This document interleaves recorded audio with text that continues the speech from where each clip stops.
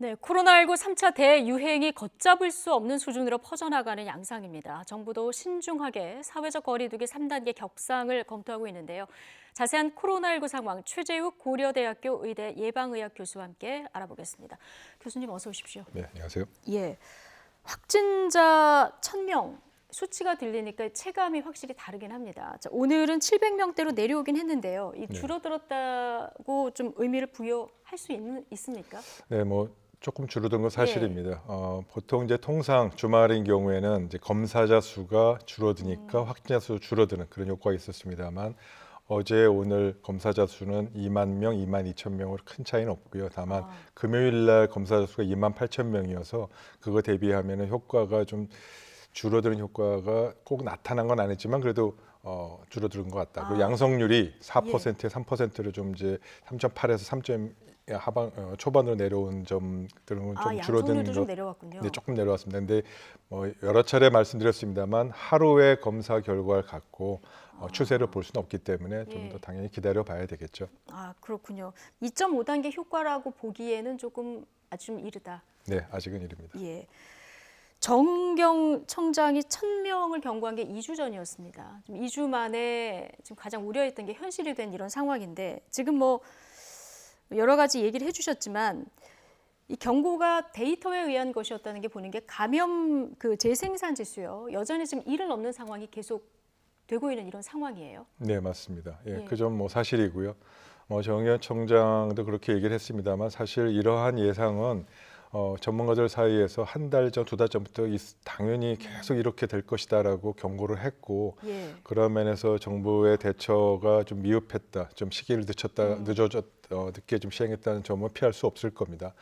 그러나 좀 아까 말씀드린 대로 아직도 감염 재생산 지수가 저번 주 일주일, 지난 일주일간 1.23, 즉 1이 넘으면 계속 감염이 확산된다는 그런 의미를 갖고 있기 때문에 1이 돼야 한 명이 한 명을 감염시킨다는 맞습니다. 거죠. 그럼 1이면 그냥 정체되는 거죠. 근데 여전히 지금 감염 재생산 수는 증가하고 있기 때문에 당분간 이러한 그 증가 추세를 꺾지는 못할 것 같다. 그래서 좀 더 특단의 대책이 필요한 것 아니냐라는 지적이 계속 나왔던 이유가 거기에 있습니다. 언제가 정점이 될 거라고 보십니까, 그러면? 그 점을 지금 전망하기 좀 어렵겠고요. 최악의 시나리오, 최선의 시나리오가 따라서 달라질 겁니다.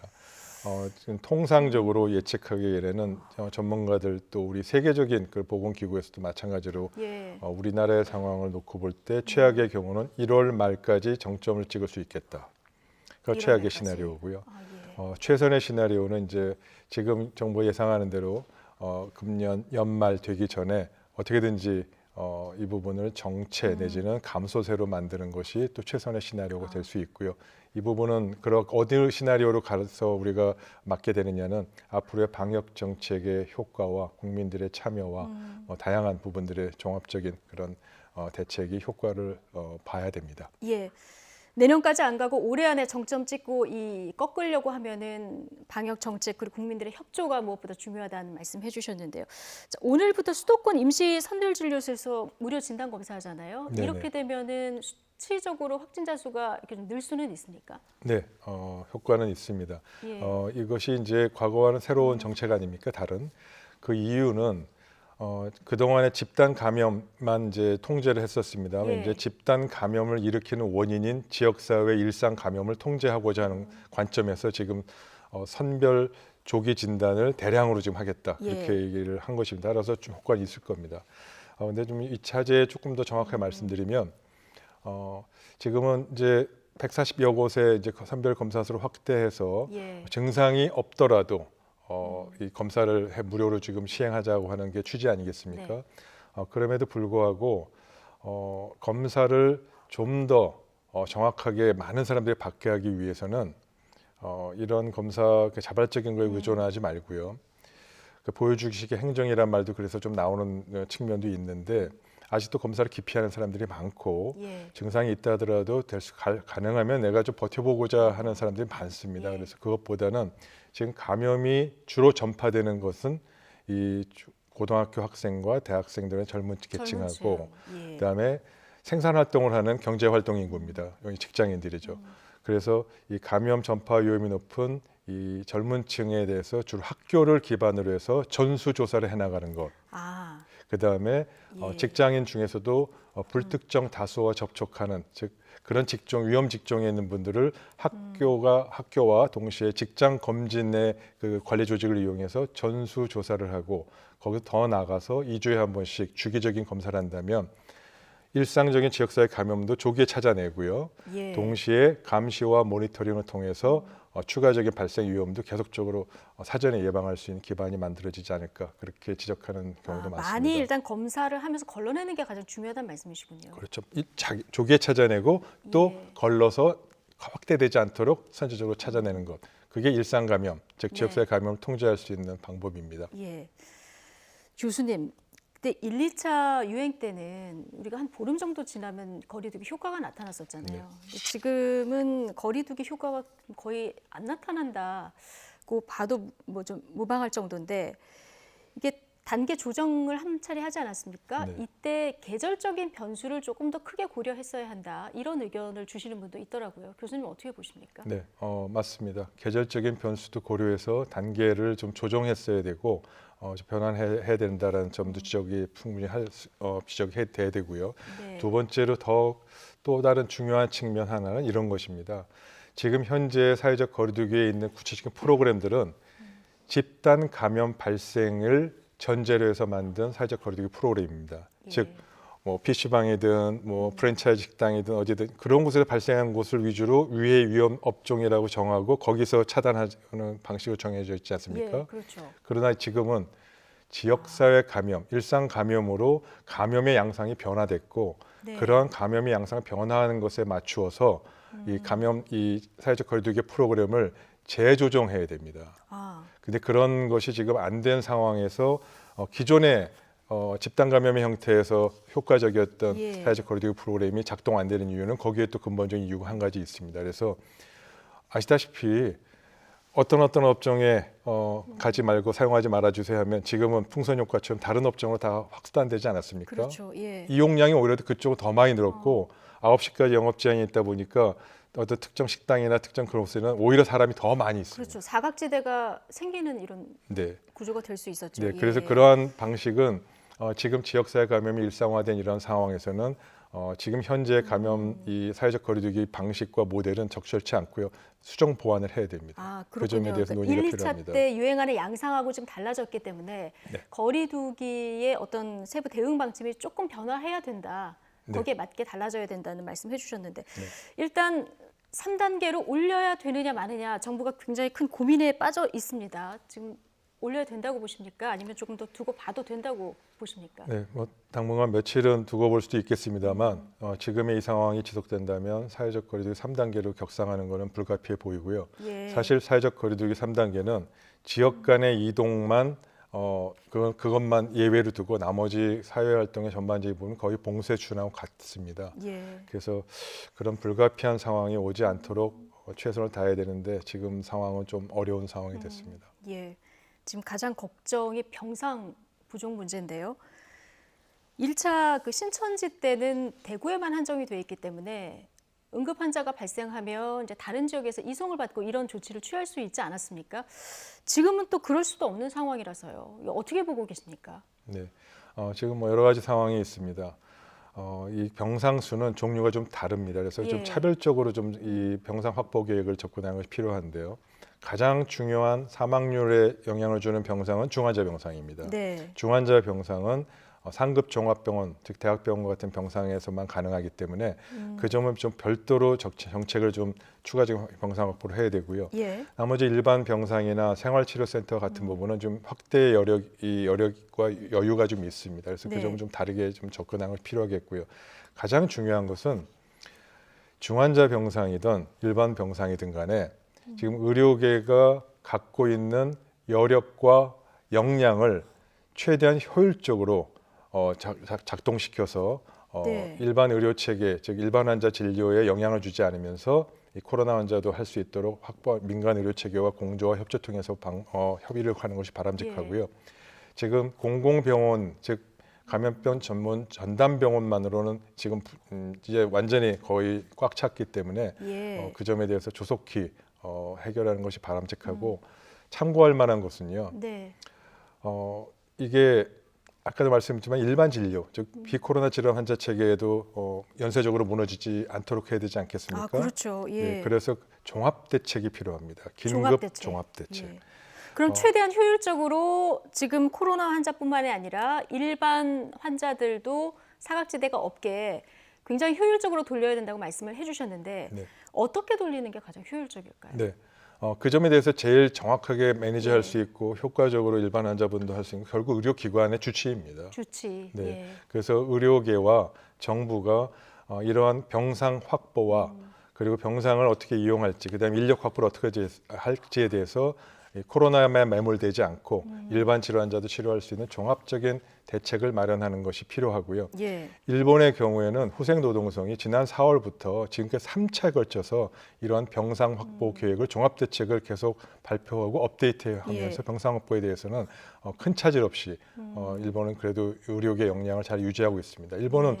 확진자는 많이 생겨서 이 전파 부분에 대한 거는 논란이 되고 지금 한 있습니다만 3천 명 정도 나오고 있죠. 네, 예. 근데 의료 체계가 붕괴되거나 사망자가 이렇게 크게 문제되지 않는 이유는 바로 그러한 점을 관리를 잘 해왔던 부분이 있어서 예. 그런 종합 대책을 좀 참고해서라도 긴급하게 우리도 종합 대책을 마련하면서 접근하는 것이 필요하다고 보입니다. 그렇군요.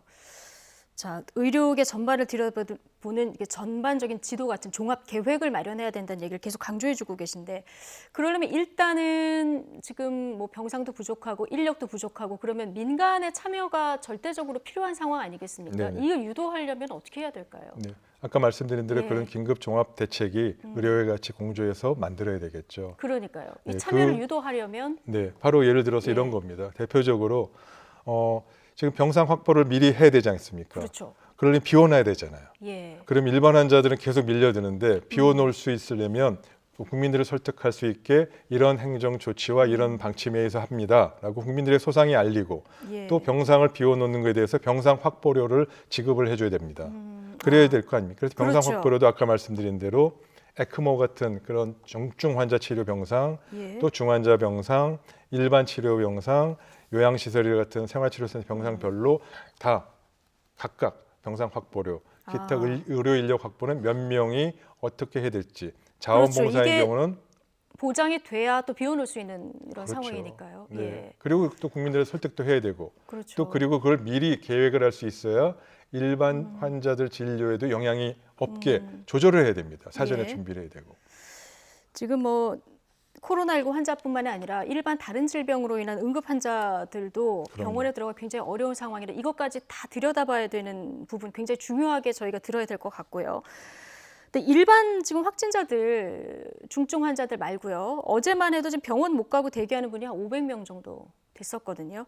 앞으로 더 늘 수 있는데 지금 경기도가 한 대학교를 대상으로 병상 긴급 동원 조치를 내렸습니다. 이게 명령 전 단계라고 하던데요. 이런 조치 앞으로 더 확대될 필요성 있다고 보십니까? 네, 당연히 확대될 필요가 있고요. 예. 당장 필요하지 않더라도 증가될 것을 고려해서 사전 준비 대책으로 확보를 해놔야 됩니다. 예. 물론 이런 그러한 시설은 중증 환자 치료하는 곳이 아니지 않습니까? 그렇지만 그런 곳으로 환자들을 치료에 문제가 안 되면서도 이제 치료 공간으로 확보를 해야 제대로 중증 환자 치료를 할 수 있는 종합병원이나 이곳에서의 가용 병상을 더 추가로 확보할 수 있기 때문에 예. 굉장히 중요한 조치고요. 필요하다면 적극적으로 최악의 시나리오 전제해서 추가적인 확보는 계속적으로 해야 될 것이라고 생각합니다. 예. 그 자택 대기를 하시는 분들이 많다 보니까 이런 걱정하시는 분들 많더라고요. 가족 간에 같이 생활을 해야 되다 보니까 아무리 뭐 방에서 분리해서 생활을 한다고 하더라도 감염될 우려에 대해서 뭐 걱정할 수밖에 없지 않겠습니까? 지켜야 될 수칙 같은 걸 좀 한 번 더 짚어주신다면요. 네, 자세한 것은 이제 질병관리청의 예. 이 자가격리 지침에 대한 부분이 있기 때문에 참고하시고요. 간단하게 말씀드리면 침구류와 수건과 같은 것은 네. 절대로 같이 사용하지 않고 별도로 환자분이 사용할 수 있게 하고요. 가능하면 이 식사라든지 이런 건 당연히 같이 하지 않으시고요. 화장실과 같은 부분도 별도로 좀 사용할 수 있는 그런 여력이 되면 그게 지켜주신 가장 바람직할 것이라고 생각합니다. 예. 자, 결국은 또 코로나19 빨리 이 확산세 꺾는 거는 전 세계적으로 백신이 가장 큰 변수가 될 텐데요. 오늘 여당에서는 내년 3월 이전에 백신 접종할 수 있도록 하겠다. 얘기가 나왔습니다. 이렇게 되면 정말 좋겠는데 가능한 계획으로 보십니까? 네, 저는 지금도 늦지 않았다고 생각합니다. 모든 총력을 기울여서 백신 확보를 그보다 더 빨리 확보해서 3월이 아니라 1월서부터라도 백신 접종이 되어야만 한다고 보고요. 백신 접종은 치료제와는 완전히 다릅니다. 감염 전파를 중단시키고 멈출 수 있는 유일한 게임 체인저, 유일한 수단은 백신입니다. 따라서 백신을 한 달이라도 두 달이라도 최대한 빨리 해야, 그리고 그 접종이 이루어져야 일상생활과 경제가 정상화로 돌아갈 수 있는 계기가 되기 때문에 네. 백신 접종은 최대한의 노력을 해서 해야 되고요. 제가 여기서 한 가지 꼭 말씀드리고 싶은 게 있습니다. 네. 지금 백신 접종이 우리나라 확보가 좀 늦었습니다만 지금 이 백신을 확보하기 위해서 다니는 정부 당국자 굉장히 어려움이 많으실 거라고 생각합니다. 예. 그분에게 어떠한 그 경우라도 백신을 확보하고 나중에 비용을 더 들어가더라도 행정적으로 좀 다소 급하게 해서 절차를 못 지키더라도 전권을 들여서 백신 확보를 할 수 있도록, 나중에 이 부분에 책임을 묻지 않도록 백신 확보에 전적으로 이 정권을 줘서 확보할 수 있도록 그렇게 예외적으로 전권을 주는 그런 노력이 반드시 필요하고, 그런 부분에 대해 국민들도 이해하고 야당도 나중에 이런 거 정치화되지 않고 정권을 주고 해서 확보할 수 있는 이런 부분들은 꼭 마련해 주셔서 그분들이 백신 확보에 정말 뛰어다닐 수 있도록 해주시면 참 좋겠습니다. 그러게 중요한 얘기 해주셨어요. 유일한 게임 체인저가 지금 백신이다. 그렇기 때문에 백신 확보를 하는 정부 이 책임을 지시는 분한테는 전권을 주고 나중에 책임을 묻지 않는 이런 국민적 동의도 필요하다 말씀을 해주셨는데, 지금 치료제 개발 얘기도 조금씩 나오는데요. 이 치료제는 지금 어느 정도 단계고요? 이건 게임 체인저가 될 수는 아직은 없는 겁니까? 네, 아시다시피 치료제는 사망률을, 즉 중증 환자의 치료를 도움이 되는 것은 분명합니다만 이 사망률을 줄일 수 있습니다만 좀 아까 말씀드린 대로 이 코로나 이 전염과 감염병을 차단시키거나 중단시키는 것은 아닙니다. 그런 역할이 분명히 다르고요. 현재 우리나라도 지금 이 코로나 치료제 몇 개 회사가 임상 시험을 진행 중입니다만 이상 임상 시험이 이제 끝났거나 중입니다. 아직 3상 시험을 거치지 못했습니다. 따라서 아무래도 시간이 좀 필요하고요. 치료제는 백신과 달라서 환자에게 투여하는 것이기 때문에 오히려 부작용이라든지 이런 부분은 굉장히 더 위중한 부작용이 나타날 수 있어서 안전성이 더 중요한 이슈가 될 수 있기 때문에 조금은 더 기다려 주셔야 될 것 같습니다. 예.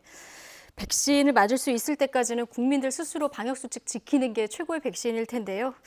예, 어쨌든 오늘 여러 가지 코로나19 상황에 대한 걱정되는 상황들 최재욱 교수님으로부터 얘기 들어봤습니다. 오늘 고맙습니다.